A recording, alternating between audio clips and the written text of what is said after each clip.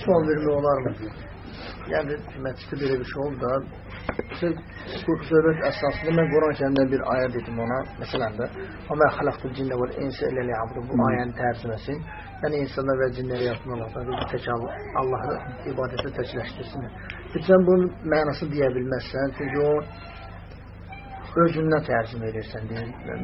Bu tərcümə deyir, o tərcümə düzgün deyir. Yəni, belə. O sən deyən sualın cavabı Əl-İmran surəsi 7-ci ayədədir. Allah Subhanahu taala o ayədə deyir ki, Quranda bəzi ayələr möhkəmdir, bəzi ayələr mütəşabihdir. Və möhkəm ayələr bu kitabın anasıdır. Düzdürmü?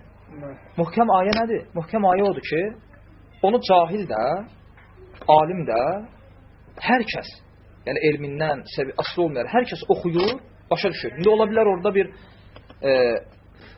fikri bir məsələdir, onun şərhi var, o heç.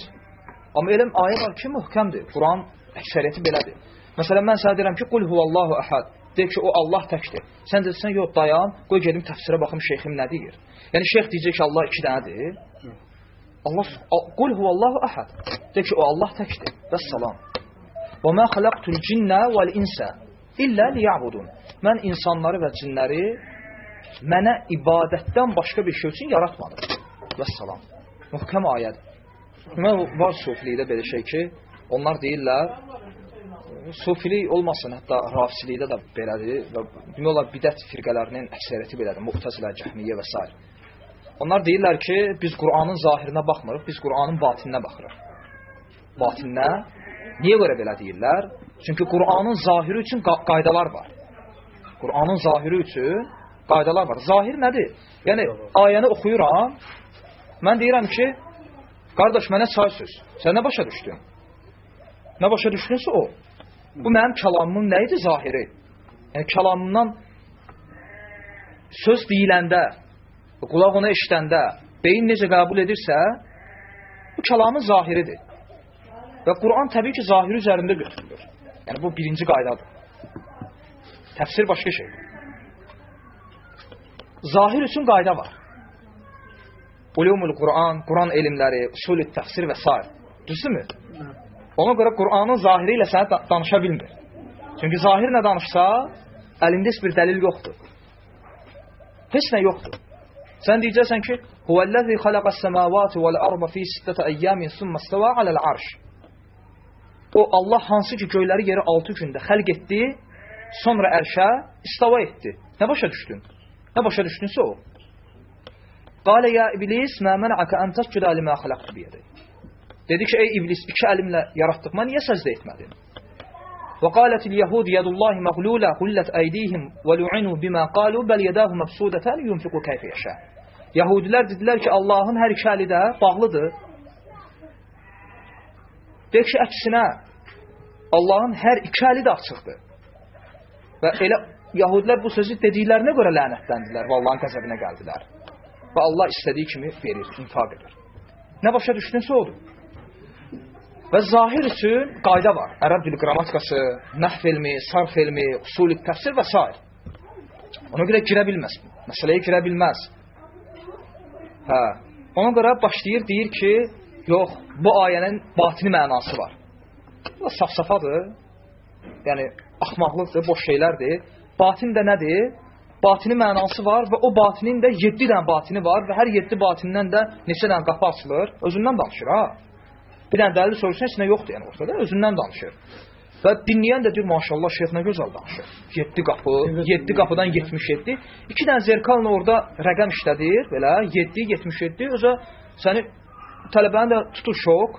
Deyir, maşallah, şeyh alləmədir. Necə zikr proqramlarında olur. Məsələn, şeyxdir, tələbəsinə zikr proqram verir. Deyir ki, bu şeylər elə. Sünnədə nə gəlib ondan bir xəbərdir. Heç xəbəri yoxdur. Heç adi ayaq yolundan çıxanda nə demək lazımdır, onu bilmir. Amma şeyxinin verdiyi zikr proqramını əzbər bilir. Və alır əlinə, baxır ki, 4444 dəfə, 4 dənə 4, la ilə illallah deyəcəksən, 4 dənə 4 özü bunu salır şoka. Ki, zerkanlı rəqəm və şeyxdə dəhşətdir və şeytan da oradan vəsvəsə belə. Budur yəni, din budur bunlarda.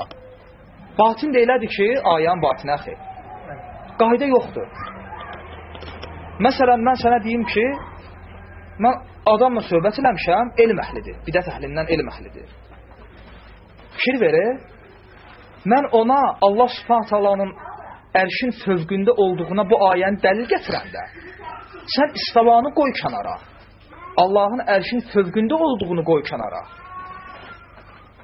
Bu insan ümumiyyətlə ərş adında bir varlığı qəbul etmir, deyir, bunun batini mənası var. Batin üçün qayda yoxdur. Və ayə gətirmişəm ki, bəs ayə var ki, Quranda وَكَانَ عَرْشُهُ عَلَى الْمَا Hud surəsi. Onun ərşi suyun üzərindədir. Bu deyir ki, ərş, bu ayəni deməmişdən qabaq, ərş batini mənası var. Allah Subhanahu taalanın sirli elminə deyilir, hakimiyyətinə deyilir. Bu, yəni gözlə görülən bir şeyə deyilmir ərş. Bəs deyirəm, necə Allahın elmi suyun üzərindədir?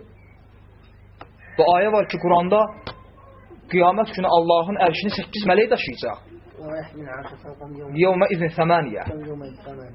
O gün 8 mələk üstlərində Rəblərin ərşini daşıyacaq. Yəni olmayan şeyi və sünnədə ki, gəlir, Musa aleyhissalam ərşin dirəklərindən yapışacaq. Olmayan şeyin olmayan dirəklərindən fikir versən, girdin batini mənaya, Quran və sünnə əlində olur oyuncaq.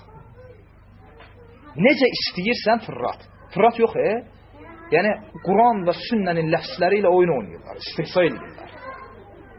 Və hətta sələfləri gülürlər ki, siz deyirsiniz ki, Allah ərşin fövqündədir. Allah şahiddir ki, biz bunu demirik. Biz deyirik ya, Quran dediyinə görə. Çünki sələfdə qayda var, biz Allah Subhanahu taala o özü vəsf etdiyi kimi vəsf edirik. Ona görə, bax, sual çıxır ki, yaxşı, bu məsələləri bildik. Məsələn, sufiləri bildik. Bu birisiləri bildik, bu birisiləri bildik. Bəs əşarilər, maturidilər nə deyirsən? Əşarilər, maturidilər. Hansı ki, onlar sünnəti qəbul deyirlər. Yaxşı, rafizlər qəbul etmir. Bunlar ki, qəbul edir sünnəti. Bəs yenə də niyə zəlalətdədir? Cavab o dediyim 3-cü məsələ. Çünki onlar Quran və sünnəyə sələfin fəhmi ilə yanaşmırlar. Onlar Quran və sünnəni götürür, elə bilir ki, Quran 1400 il bundan qabaq nasil olub, Allah Resulü o vaxt yaşayıb. Bu insan da indi. Arada nə qədər məsafə var? 14 əsr. Və səni ona bağlayan heç nə yoxdur. Çünki sələfə atmaq kənara. Səni ona bağlayan yol sələfdir. Sən bunu atmışsan qırağa, oturmuşsan 14 əsr qabaqdan hökm verirsən. Bu ayə belədir, bu hadis belədir. Ona görə zəlalət yoluna düşəcəksən. Necə ki, xavarislərin zəlalət yoluna düşməsinə səbəb bu oldu. Məsələn, xavarislərin əllərində dəlil yox idi, var idi. Qurandan, bəli, inil hukmu illə lillah. Hökm yalnız Allahındır. Quran ayəsidir, haqdır, düz deyirdilər, bəli. Bəs problem nə idi? Fəhimdə. Ona görə Əli ibn Əbi Talib deyirdi ki, vallahi deyir, onların sözü haqdır, amma cahilcəsinə başa düşürlər. Yəni, problem fəhimdə idi. Ona görə İbn Abbas onların yanına gedəndə, təsəvvürlə İbn Abbas Qur'anın tərcümanı və Peyğəmbər sallallahu aleyhi və səlləmin duasına məzhər olmuş sahabə. Bundan böyük fəzilət, yəni sən tapa bilməzsən. Allah Resulü dua edir ki, ya Rab, buna Qur'anı öyrət, buna hikməti öyrət. Bunu dində fəqih et. Və başqa bir variant yoxdur. İbn Abbas kimi şəxs gəlir, xavarizlər İbn Abbasa Qur'andan dəlil gətirirlər. Və bundan gününə bax. İbn Abbasa dəlil gətirirlər Qurandan. Və İbn Abbasın cavabı nə olur? Cavabı onların Qurandan gətirdiyi ayə, Quranla dəlil, Quranla cavab, əsla. Onları qaytarır, xəta elədikləri məsələyə, sələfə qaytarır. Və deyir ki, siz ki, mənə Qurandan dəlil gətirirsiniz. Mənə dəlil gətirdiyiniz o Quran, o şəxslərə nazil olub ki, mən onların indi yanından gəlirəm. Yəni sahabələr. O kəslərin yanından gəlirəm ki, Quran onlara nazil olub. Və onlardan birini də sizin içinizdə görmürəm. Görürsən, necə kəlmə? Hansı ki, kəlmə qiyamətə sən qaydadır bizim üçün. O tayfanın içindən gəlirəm ki, sənin mənə dəlil gətirdiyin Quran məhz onlara nazil olub. Onlardan birini də içinizdə görmürəm. Yəni, belə ağıllısınız, niyə onlardan biri içinizdə yoxdur? Və sən dediyin ayəni, niyə sən deyən kimi başa düşməyiblər? Və ona görə tək, yəni mən sünniyəm deyib də, mən sünnətə tabiyəm dildə deyib də, yəni iş bitməz. Ta ki sələfin fəhminə tabi olmadıqca. Quran o sünnəni sələf necə götürüb, o cür götürmədikcə. Ona görə bu batini məna, bu şeylər hamısı boş-boş şeylərdir. Və heç bir onun elmi şeyi yoxdur. Yəni sən ona desən ki, yaxşı, razıyam. Ayələri zahirlə götürməyək, batinlə götürək. Batində qayda nədir? Mənə bir dənə kitab gətir. Bir dənə kitab gətir ki, qayda. Hə, var. Necə? Ta ki, batinlə əlaqəli 1224 dənə alim, 1225 dənə kitab yazıb, hərəsi də öz fəhmindən hərəsi bir şey. Heç biri də bir-birinə uyğun deyil. Çünki batində axı. Bu oturub ağlına nə gəlib yazıb, Bağdaddakı da öz ağlına nə gəlib yazıb.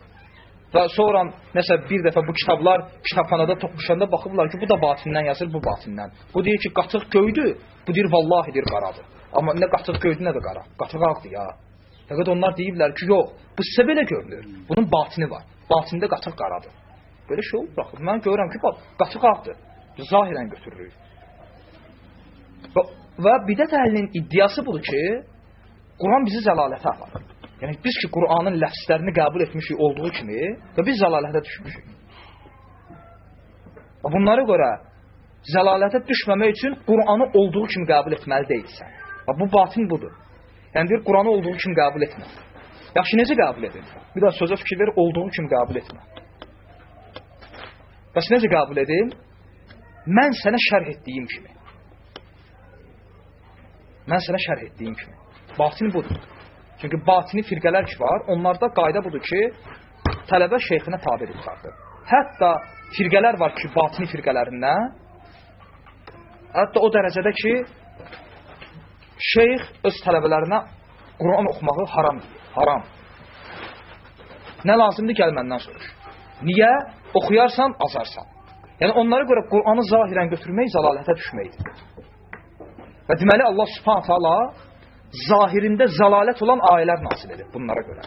Yəni zahiri zəlalətlə dolu olan ayələr nazil edib Quranda. Yaxşı, hidayət hardadır? Batinində. Zahiri zəlalət qalmışsa bunlara görə. Və bilmir ki, özü zəlalətdir. Və bu da şeytan təlbisidir. Yəni oyundur. Necə bir alim deyir. Şeytan bunları çiliyir, bunlarla oyun oynayır. Necə ki, uşaq topu çilədiyi kimi. Topla oynadığı kimi. İxlasla.com saytı tərəfindən təqdim olundu.